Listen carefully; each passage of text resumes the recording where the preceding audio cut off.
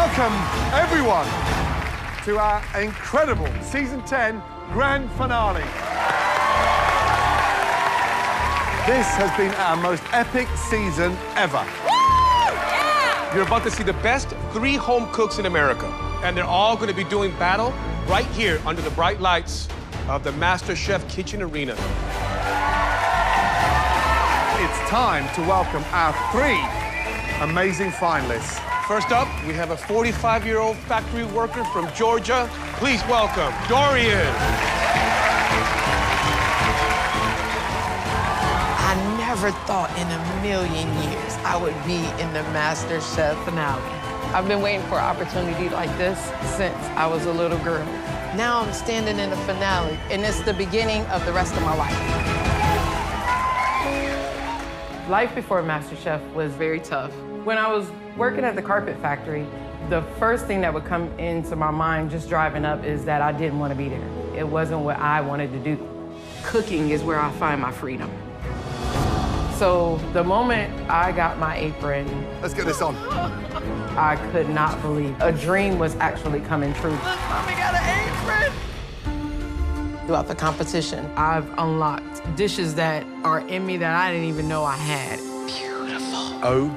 OMG. You are a living testament to what we're trying to get accomplished in this competition. And I'm a totally different person than I was when I walked into the MasterChef kitchen.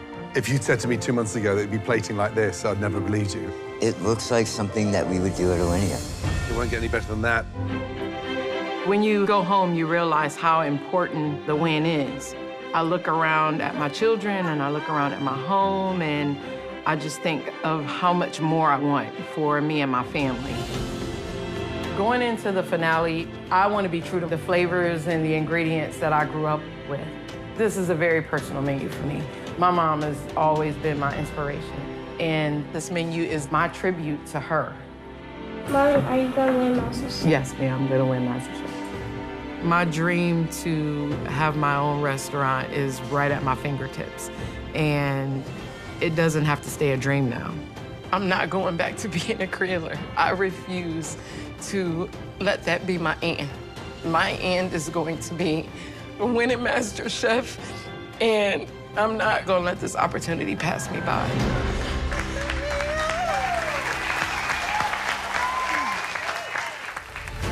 Next, a 22-year-old Harvard student from Rhode Island, Nick. It means everything to be here in the finale. I feel fortunate that I've had so many things in my life that I would count as big successes, but at the same time, a lot of those had nothing on getting that white apron. I have to say, I totally expected to not like this, and it's really good.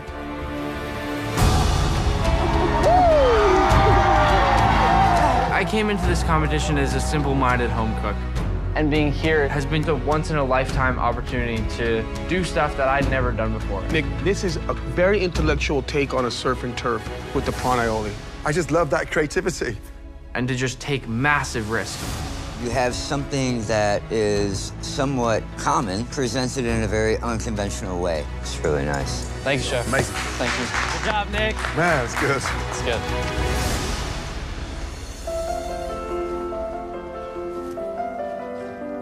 Let's go right in here. Since coming back from the MasterChef kitchen, I have this newfound sort of hunger to win that I've never seen before. Whoa. That's a lot. For me to pause school, it was a bold move, but one that I would definitely do again. Want to measure? I've followed this very sort of traditional path in academics all through my life. But on the back burner, all this time has been food. And I'm taking this as seriously as I would the biggest exam of my life. So I've been practicing pretty religiously for this. How was that? That's really good. We're very proud that Nick does not hesitate to follow what he loves. I've tried to push the needle in every way possible in this whole competition. The finale is no different. In fact, I think I'm bringing it up a whole nother level here. Figuring out my menu, I think the biggest things that went through my mind were, how should I shape this into something that tells my story? I want to do a menu that sort of describes my collegiate life because that's a big part of who I am. It's a risk, but to win, you have to take these sort of risks. This meal could change my life.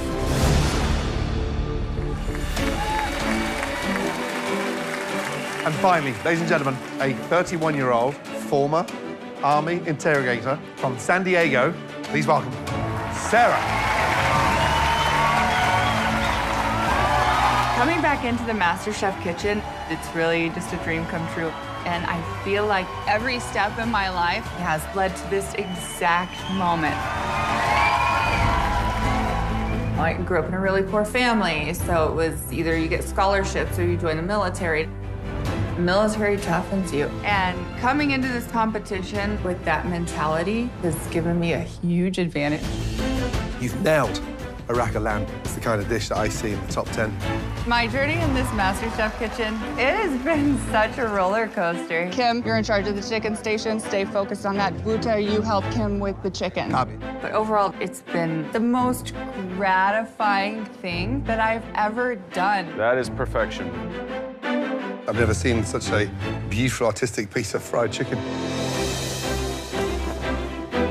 What does the frog say? Good job. Great job. It's crazy how fast kids grow, so it was really hard being away from them. But the thing that will make it worth it is winning this thing. These finale dishes are really near and dear to my heart because I'm bringing my family into the MasterChef kitchen with me. My husband's a sommelier, so my menu is based off of classic food and wine pairing. I can't tell you how proud I am. You've transformed through this entire experience. Cheers. Cheers to winning MasterChef. To the next MasterChef. I'm ready to take this thing as far as I possibly can. This is not a moment I can let slip through my fingers. Sarah, Nick, Dorian, congratulations all three of you on making to the incredible finale. Welcome to the biggest cook of your entire lives.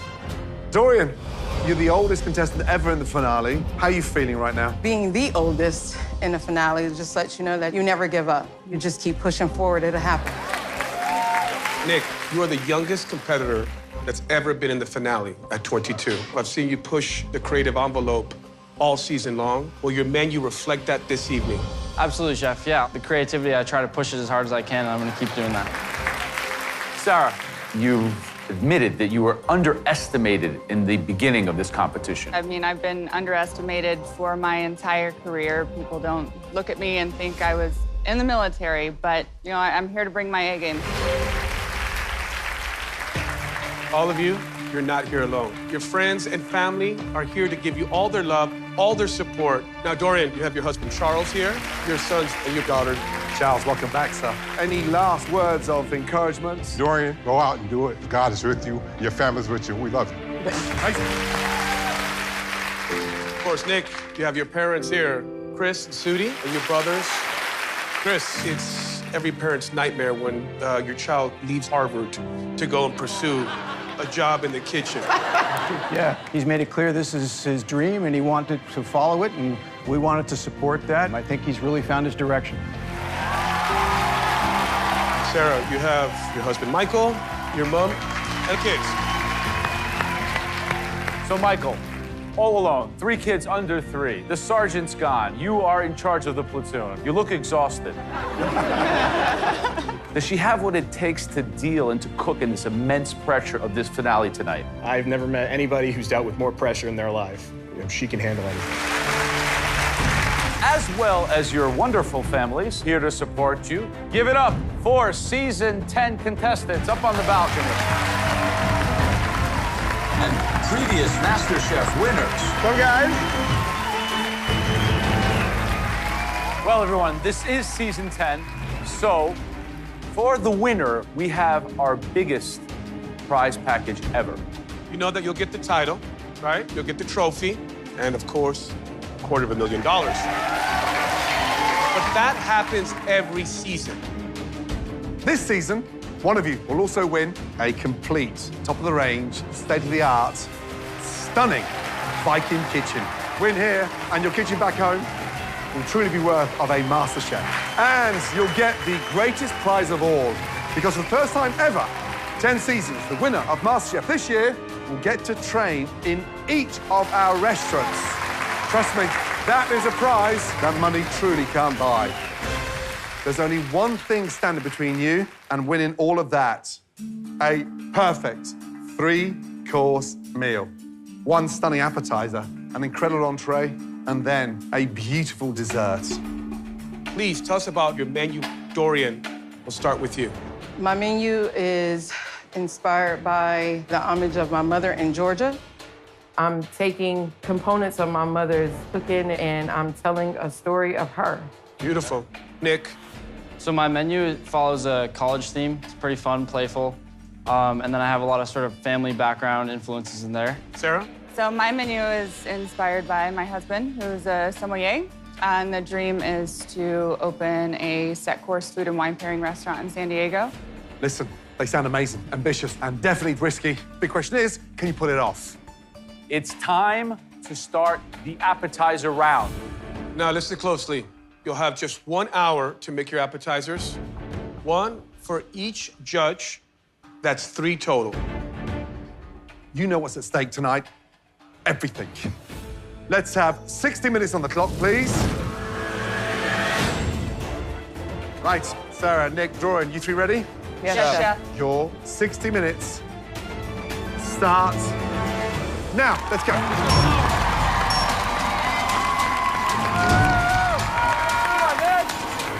right, let's do it.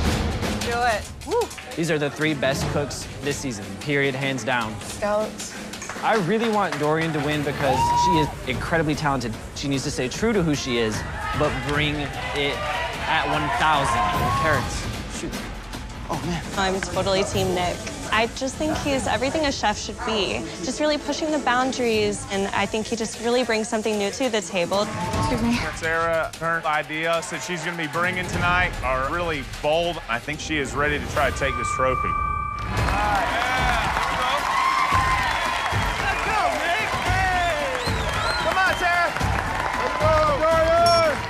Here we are, season 10, guys. 3 amazing talented home cooks. This is going to be a cook-off like no other. The pressure is higher than ever. They gotta aspire to be where those past winners are right now. Man, goosebumps. I know, man. I know. Let's go, Dorian.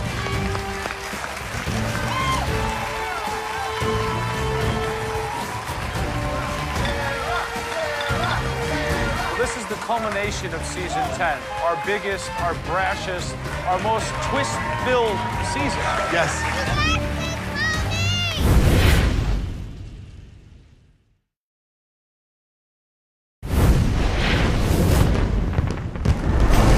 Just under 55 minutes to go. I've cooked in the finale before. These guys gotta be on point. They gotta make sure that they do everything with precision, and they gotta be ready to execute. Every mistake counts. Okay, young lady, give us inside the dish. I'm doing scallops with corn, Swiss chard, and bacon, and a cornmeal tuile. Growing up, my mom would make greens, fresh corn. That crunch from the cornmeal tuile is gonna give you that sense of her good cornmeal crusted fried fish. Sounds amazing. Yes. How are you gonna elevate your appetizer better than the 2 standing behind you? It's something that you haven't seen from me. It's bright, it's fresh, because I wanted you to see the elevation of my dishes. Right. And this dish is gonna set the stage for my next 2 dishes. Promise? I promise. Good girl. Sounds amazing. Thank you. Well done. You got this, Dorian. Okay, Sarah, what are you doing? Making great octopus and homemade chorizo. Is it worth the risk and the time to make a chorizo? I mean, this is the Masterchef finale, and I'm here to win it. Yeah, sweetheart. There's a lot of jeopardy in that pan because just because you made it doesn't mean it's better than the one in the store. Secondly, we all know that you could easily boil octopus in an hour, then grill it, and it comes out perfect. Double jeopardy in braising the octopus. Why? My husband took me out on Mother's Day, and I tried octopus, and it was flash fried. So because I loved it so much, I wanted to share it with you guys. That's a huge octopus. Yeah. She better just use the bottom of those tentacles. Yeah. Sarah, good luck because you have a lot of cooking to do. I do. Thank you, Joe. All right, baby. Looking beautiful. There you go, Nick. Looking perfect. All right, Nick, talk to me about your dish. My appetizer is called beer pong, and it's an umami-dusted soft-shell crab, palm souffle, and a tomato party cup. So let's address the elephant in the room, okay? What's that? The palm souffle. Yes, chef. It takes chefs a very long period of time to be able to master this technique.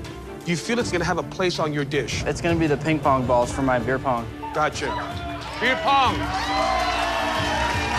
We don't have that back there south of the border. What the hell is beer pong? I'm no extraordinaire, but basically you got teams and you just toss ping pong balls into cups. All right, so what are you worried about here, Nick, that can potentially go wrong? The palm souffle are pretty hard, but if I can do that, I'm pretty free and clear. Go for it, okay? You can do it. Time is flying, y'all. Time is flying. Halfway, guys. 30 minutes gone. 30 minutes remaining. Now, Dorian's dish. That sweet-corn puree, those amazing roasted base scallops. Very simple, but too simple? No, not at all. I think there's so many potential things that can go wrong. You gotta make that corn puree silky and sear that scallop the right way. A lot of jeopardy because it looks easy, but not so easy. Yo, this corn is giving me a mess. Yeah. Beautiful, sweetheart, you got it. And then Sarah's braised octopus. That dish sounds amazing, but can you really braise octopus in that short period of time tonight? My question is Sarah making the right decision to make her own chorizo? It might even be less good than the chorizo we buy at home. We'll see. Here we go, Nick. Now, next dish, the beer pong. I mean, the dish sounds super complicated, and then, of course, palm souffle as well. Palm souffle is very difficult because of the technique involved with it. The question is, can he execute it? So what happens if one of those elements go astray and he's not able to include them? So the concept of beer pong now becomes null and void. You have to execute beer pong. Exactly. No. Nick is scatterbrained right now. Yeah. How's that chorizo tasting? Really good. Beautiful, Sarah, beautiful. Teach me something, Dorian. I'm still learning. Guys, I'm concerned. Dorian is starting to cook the scallops way too early. 15 minutes too early. You got it, baby. Dorian, Yes. you have 25 minutes remaining. Yes, 25 And you're minutes. cooking the scallops already. Yeah. What are you doing? This dish is very intricate in my plating, and I can't wait till the very, very last minute to cook my scallops because I want them to get a really good sear. The longer in the pan, the better the sear. Now I'm gonna turn the heat off, and then I'm gonna add my favorite ingredient, What's that? butter. Butter. There you go. Good luck. That looks amazing, Dorian. Doing great, Sarah. Those are gonna pop into balls. Is that right? When I see all the processes that Nick is taking to create this dish, it's a lot. For every one palm souffle, it takes at least 8 or 9 goes to get one. He's innovating. No one's done palm souffle before. Come on, Nick. Yeah, come on. Are you kidding me? I think he's had a couple miscues. He's going back into the fryer to try to get that perfected. I'm either really impressed because it's so complex and so intricate, or I'm really afraid he's not going to get it done. I'm nervous because each palm souffle has to be treated really carefully. If they don't puff, this doesn't actually represent what I want it to represent. So this could be a really big disaster. Oh my God. Run, come on. Nick is done. That's right.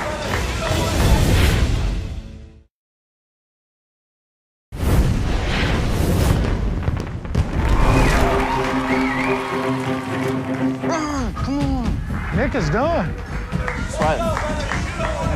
15 minutes to go. Come on.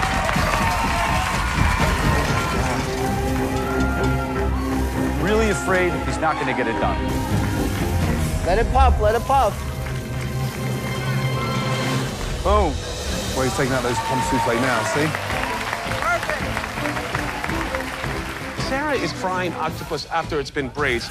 I've never seen anyone throw it in the fryer, so that's unorthodox. But why not grill it? Like every restaurant in the world does. Is she frying it? Scary. Keep it up. You got this, Nick. No frazzle, no frazzle. Dorian, your composure is exceptional.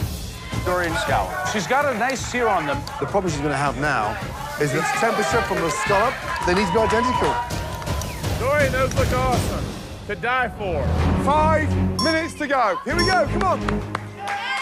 See, so Nick's now very carefully pulling those cups out, the cylinders. But look how delicate that is, and he hasn't got a spare one, so he can't afford to break one of those. You gotta be perfect. Oh my God. Oh my God. Oh my God. Oh my Can you God. put Oh my oil God. on Oh my those God. cups? Oh my God. There you go, Nick. Go, Nick. That's what I'm talking about, boy. Look at that. Last 30 seconds to go.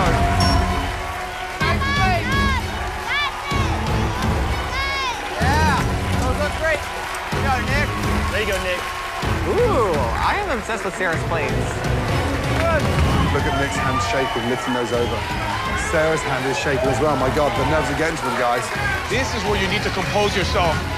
10, 9, 8, 7, 6, 5, 4, 3,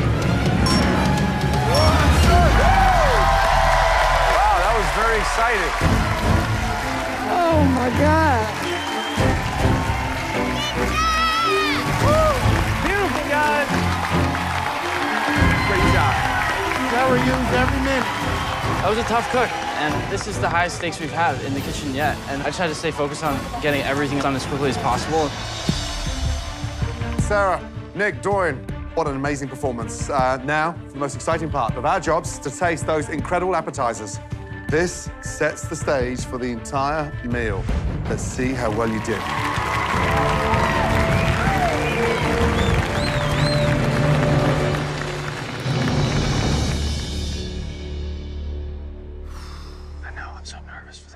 The first dish that we want to taste is Nick's. Please bring a dish.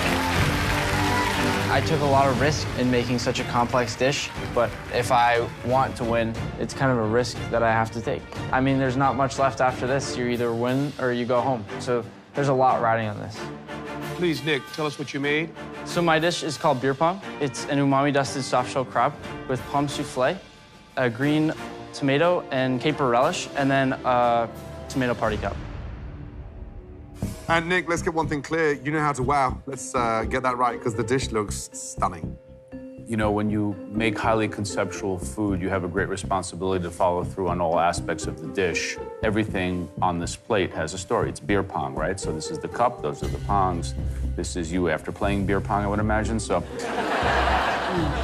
But when I look at this dish, my question is this. Do I really want to eat a piece of toasted bread when I have a beautiful soft-shell crab? I'll tell you after I try it.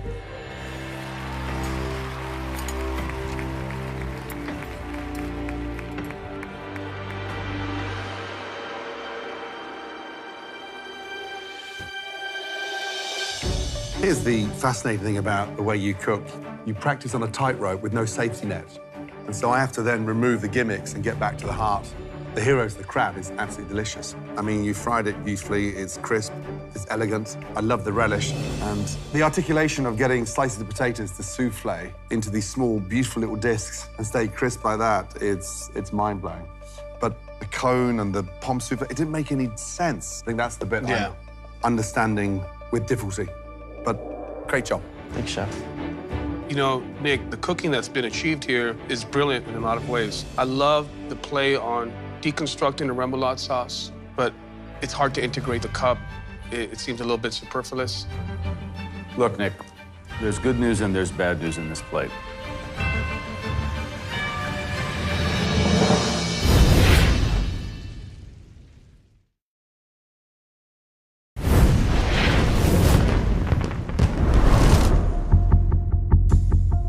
Look, Nick, there's good news and there's bad news in this plate.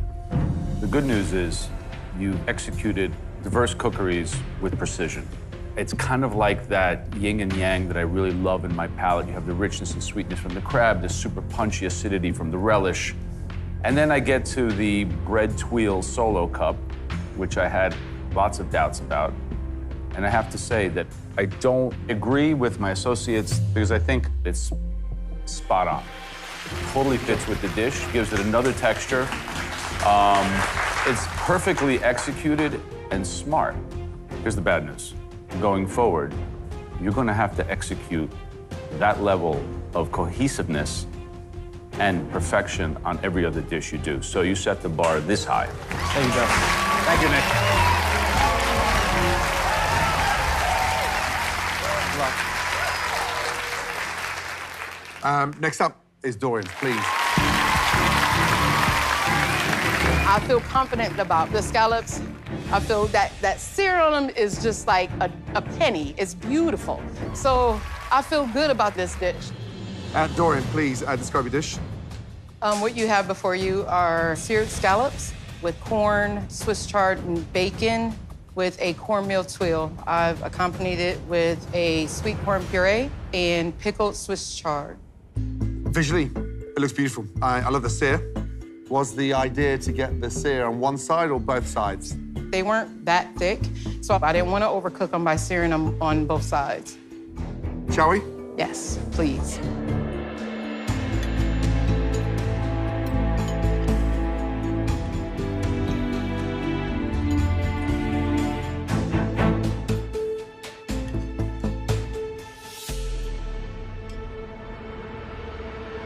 Dorian, it's delicious. Let me tell you that. Here's the thing, it may look rustic and simple, but it does pack a punch. The corn element is delicious. Love what you've done with this crisp. I mean, it gives a really nice texture, super crunchy. The scallops are seared beautifully. You haven't done anything wrong. It's not the most difficult dish to pull off tonight, but I think you're trying to goad us in to what's coming next. I think, for me, a big high mark here is the fact that you're able to, in essence, integrate 3 different expressions of corn and celebrate that in a way that makes sense and that's true to you. I think it really speaks to who you are as a cook and where you've matured and where you've gone here on this competition. Thank you. So I think that all the individual components of this dish are very, very good to excellent.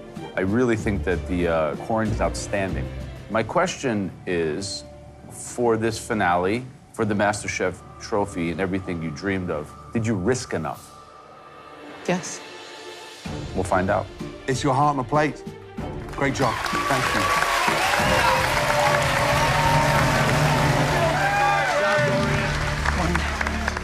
Okay, the next dish we want to taste is from Sarah. Good job, Sarah. Good job, Sarah.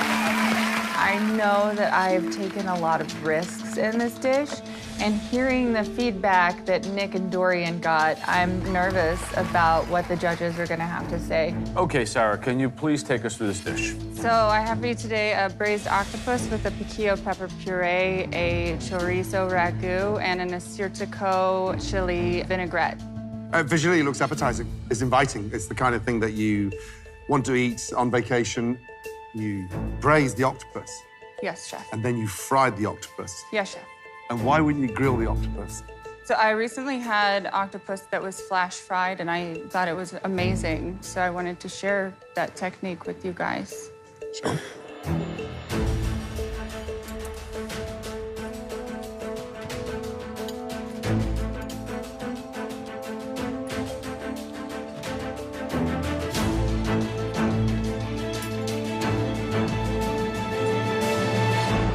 And the octopus is super tender and really delicious. Here's the awkward bit about this dish. You went out of your way tonight to make a chorizo sausage within 60 minutes. That kind of sausage takes weeks and months to mature and to improve. So I'm not getting that spicy authenticity. Here's the other issue. When you've cooked something so beautiful as that, give me half of it. Let me beg for more. Don't OD me on your appetizer, but good job. Thank you, chef.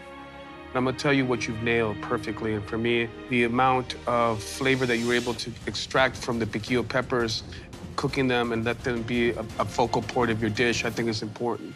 Thank you, chef. The chorizo ambition didn't pay off for you. Let's talk about the octopus. You took an octopus and fried it. The sweetness reminded me of eating fried calamari. The good news is it tasted like probably the best fried calamari I ever ate in my life. Yeah. There you go, Sarah. Well done, Sarah. So you took a big risk, and it paid off. Thank you, This is the biggest cook in the entire competition, and I'm disappointed in how the chorizo turned out. It needed to be absolute perfection. It's a tough one. Now I need to make sure that my entree and my dessert are all on point. Otherwise, I'm done. One's rustic, one's like super avant-garde, and one's traditional, you know? So it's like, what are they looking for? 3 outstanding appetizers. Much to think about. I can't wait to see what they're cooking for the entrees.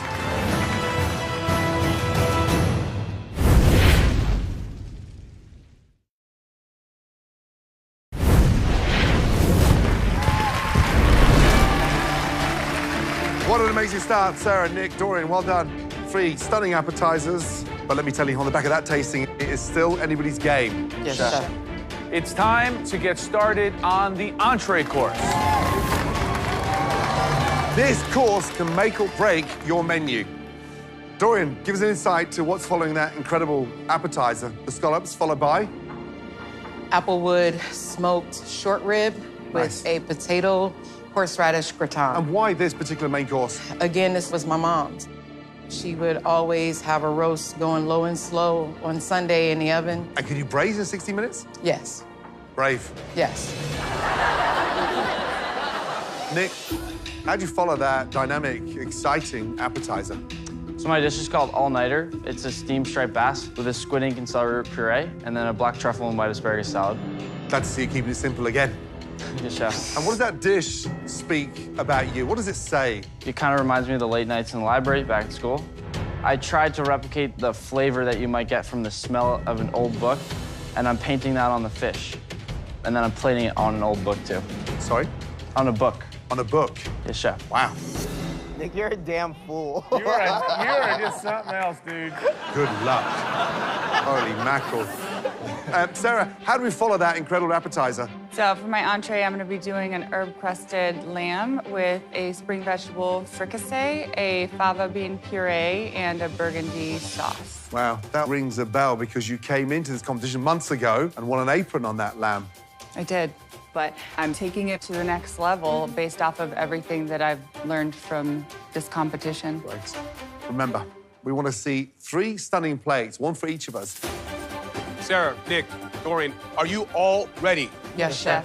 Let's get 1 hour on the clock, please. All right, everyone, your time starts now. Let's go.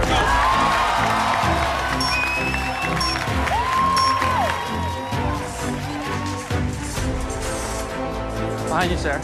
Through your MasterChef journey, you are putting together these skills that you need to win the MasterChef finale. So what these guys need to do is get out of their home-cooked ways and focus restaurant. They've got to bring in that mentality of, I am a chef. Here comes Sarah. Let's go, Sarah! All right, Sarah. 1 dish down, 2 dishes to go. Who's your money on? Well, you know, for me, it has to go with Sarah. I think Sarah's going to rebound from a couple mistakes she made with that octopus dish. I think she has a lot of resolve, a lot of resilience, and she's going to come back strong with this lamb dish. She has to show us her evolution by doing the same dish again. Is the risk too big that it'll just fall short? Go, Dorian, you got this. Now, Dorian's dish, that smoked braised short rib. In an hour. In an hour. But get that right, guys, it's a showstopper.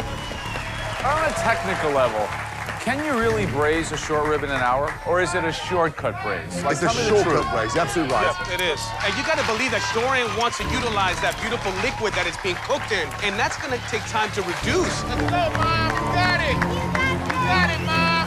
Talk about jeopardy. Nick has created an expectation of this very narrative menu. How accountable do we hold him to this narrative versus the flavor of the dish? The big question to you, Joe, is who wants to taste an old book? Joe. I don't think it's so literal. Fascinating. Look what Nick's doing now with that sea bass skin. He's removed it from the fish, and now he's going to put it onto trays, almost like it's a bit like the bacon of the sea. Hey, sweetheart, you still got 50 minutes. 5-0. You're looking great. Sarah, that smells great. That smells really good. Thank you. Her short ribs aren't in yet? Are you kidding me? Dorian's got to pull it together. She's running a little late. Oh, my God. She's got to get it on, otherwise she's over. She's just putting them in. Yeah, but she should have had those in within like the first 5 minutes. Like, it's insane.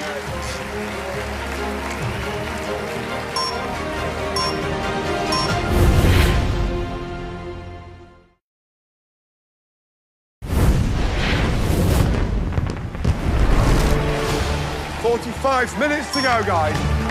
Go, go, go! Go, go, go! Go, go, go!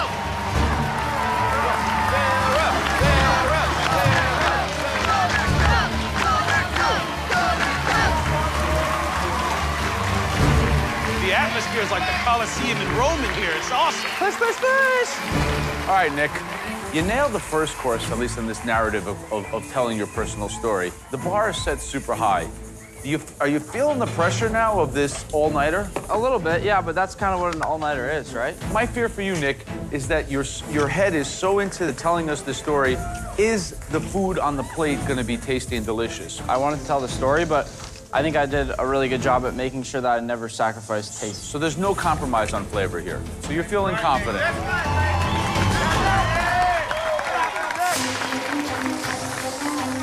I think she's going to sear it and get it, and then put it in the oven. She's got 2 pans going right now, so. Sarah, Hi, Chef. how we doing? Good, Chef. So you have an herb-crusted rack of lamb. There's a lot that can potentially go wrong. You have to nail the cook on the lamb because there is nowhere to hide. Do you feel confident that you can do that? I do, Chef. Why? I made this for my husband on his birthday when we were dating. And, well, he bought an engagement ring 3 months later, so I think he liked it. I'm ready to bring this home to my family. I've been practicing nonstop. Best of luck. Thank you, Chef. And I'm confident with my ability to cook this really difficult protein and knock it out of the park at a perfect medium rare. Okay, Dorian, so you said your mama cooks low and slow. You have 1 hour to braise. I got 1 hour. A lot hour. of jeopardy. Yep. What are you doing to shortcut the braise? How do you do it? I put the short ribs in the pressure cooker. Right. So that's gonna definitely speed up the cooking process. Do you think you can get the same kind of like depth of flavor you can get out of like a long 3-4 hour braise in a pressure cooker? Yes. Do you think that's a big risk to take during the It is finale a of risk, but this is MasterChef? the finale. I just gotta get it on a plate where you guys will be wowed by it. Well, This you have is my to think, wild dish. Dorian, do you believe that what you're cooking is good enough to win this competition? Yes. Okay. Yes. Good luck. 20 minutes, Dorian. Looking good, baby. Right. Looking good. With Dorian's, I'm curious to see how she's going to plate it to make it look elegant. I can see it being a very, very rustic dish at best. Like, if I was in the finale, I wouldn't want to leave knowing that I left some skills or techniques on the table. I want to go and bring my full arsenal into each and every dish. Halfway. 30 minutes to go. Oh, my God. Come on, guys. Let's go, Nick. Come on, Nick. Okay, guys, in this moment, who has the advantage on the entree, based on what you've seen and what you smell right now? It's a tough call. Dorian looks the most composed. Nick still looks like he's trying to bring it all together.